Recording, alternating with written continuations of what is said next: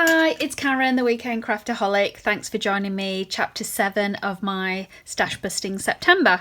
This is a very special one. This is the one I've been really looking forward to because I've got 4 of my most favourite YouTubers joining me on a hop today. And they've agreed to share with you some of their tips, some of the ways they've been stash busting through September as well. So all the links will be down below, as well as the details for their channels and their Instagram accounts. Please check them out. I'm sure you've heard of some of them. If you've not though, hopefully you find a new YouTube channel or Instagram account to follow because these are 4 very talented ladies. So I'm super excited to be doing the hop with them today and really excited that they agreed to be part of this. It's probably been the highlight of my crafting year. I'm excited. Anyway, please check out their links below. I would love it if you showed some support with them as well, checked out what they've got to show you. If you saw last week's video, you'll know that I completely ran out of time to do as much as I wanted to do. This week has pretty much gone the same way, unfortunately, with lots of work commitments. So first thing I wanted to show you though was this. I'm not going to show you making this because this is pretty basic. Pretty easy to do, but you'll have seen my big mass of journaling cards, and what I've done for part of it is I'm making these little mini albums. I've not finished this one yet, but it's as simple as punching a hole, putting a book ring on, and then you've got yourself a cute little mini album. Now I've done this particularly because I'm doing a Christmas craft fair with work, so my idea here is I'm going to actually put some of my scrap coloured paper in as well, just in between these, and then I'm just going to do some Christmas stamping on those sheets as well. And then I'll be hopefully selling a few of these at the Christmas craft fair, so it'll just be in a nice little pack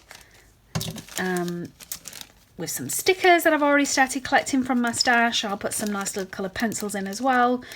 So this was another idea that I had for destashing and getting rid of some of the Christmas stuff that I got in my stash. I think kids absolutely love it when they're on these rings. When I went back to England last year, I took one over for my niece and she absolutely loved it.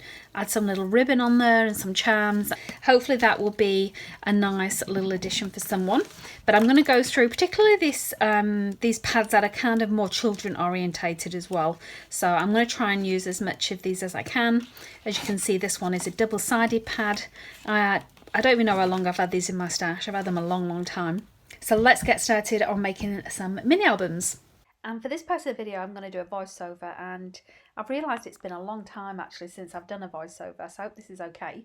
As you can see here, I've got these paper pads and I'm going to make 2 books at once. So what I'm doing is just ripping out the pages that I think are nice muted tones that would work for both boys and girls, and I'm just making 2 separate piles because I'll make 2 books at the same time. Now I came across this little cut apart sheet which I thought would be great for the cover. It'd be kind of perfect size, and you can see here I've just got my scoreboard and I'm just making a little bit of a dent down the middle just to make it a little bit easier to fold. And then of course I'm using my little scoring tool just to press that down as well. Now when you're putting these books together, obviously be conscious of where the pattern is, so always have a little bit of a flick through. And then I did also notice this little page in the middle of the pad which I thought would be perfect for the centre. And it's just got numbers on it. I know you can't see very well on screen, but it's a bit of a Christmas countdown, I think, with all of the days for December. So what I'm doing with those is actually just taping them down in the centre because I don't want the book to open up and there's just be 2 blank pages. So now that I've taped that down, when the child opens the book, there'll be that full image on there. Now I've just got my little silicone mat, and what I'm doing here is I'm just going to put staples in nice and quick. Now I've got these super sharp tweezers that I'm using, and I know they press quite easily into that, I think I've got 6 sheets or 7 sheets actually with the cover. And the easiest way to do this is just to press open the stapler so your staple comes out nice and straight, it's not been used, and then that will fit quite nicely into the holes that you've made. And then I'm just using the back of my tweezers there just to press them down nice as well. So you can see I did that with the first one and I'm doing it again now with the second one. So hopefully you get the gist of what I'm doing to secure these in. So I think this is a great way of using up your stash. You can use lots of different things. I'm going to go through now and show you how I decorate these couple of books. And what I'm going to do in tomorrow's video, so I hope you come back tomorrow, is by then I'll have had a weekend to play. And I've actually got a long weekend. I've booked off the Friday because it is a public holiday here in WA on Monday. So I've got a nice long weekend off to do some crafting. So if you come back to Sunday's video, hopefully you will see quite a lot of things that I've managed to make when I do my overall review of my stash bust in September. So you can see that I was just trimming down, tried with my paper trimmer. My paper trimmer is playing up, so I ended up using my scissors for that. And you can see this is where I've got quite a few stickers. Now, as you can see, some of them have been used. When my niece came over for Christmas last year, she used quite a lot of them, which is exactly what I wanted her to do. But with the leftovers, I know I'm not going to use them, so I've just kind of trimmed them so that at least the stickers that I'm putting within the books, they've not been touched. I'm just going to place these at random spots throughout the book, and I've also got some little die cut pieces as well that I'm just going to attach with that paper clip on the other side. Now, we all know that children like using stickers, don't we all? But I'm also going to put some little bits of adhesive in as well, because that way I can put some extra pieces of die cuts and then they can put them wherever they want in the book and embellish that themselves as well. So that, again, a great way of using up some of the die cuts, and all it is a matter of just putting a little bit of adhesive in there as well. And I've got lots of adhesive tape, glue dots, all that kind of good stuff. Now, on some of these blank pages, which, because of course this paper pad was only single-sided, I've managed to go through a few of my Christmas stamps, and I'm trying to find Christmas stamps that I think they could colour in as well.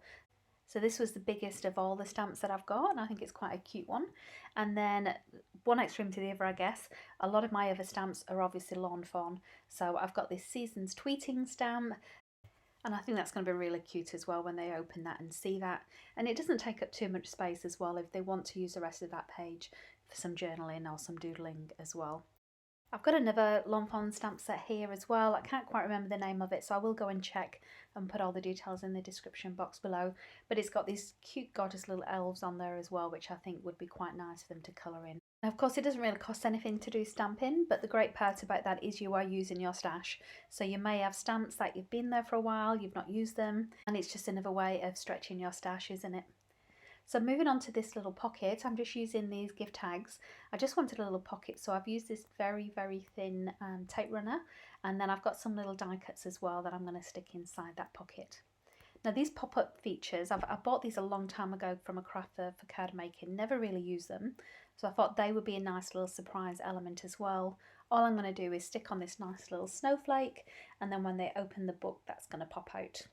To finish off the book, I've got this little pom-pom strip, and because I did use the tape runner to glue down that centre page, I've got plenty of space there just to put in some Tombow glue, which I know will stick this nice and firm. That is my little book done. I hope I've given you some ideas to use up your Christmas stash. I hope you'll join me tomorrow when I go through a review of my stash bits in September. And please don't forget to look in the description box below where I've got links for other YouTubers in the hop that are going to share with you some of the great ideas as well for stash bits in September. Have a great crafting weekend.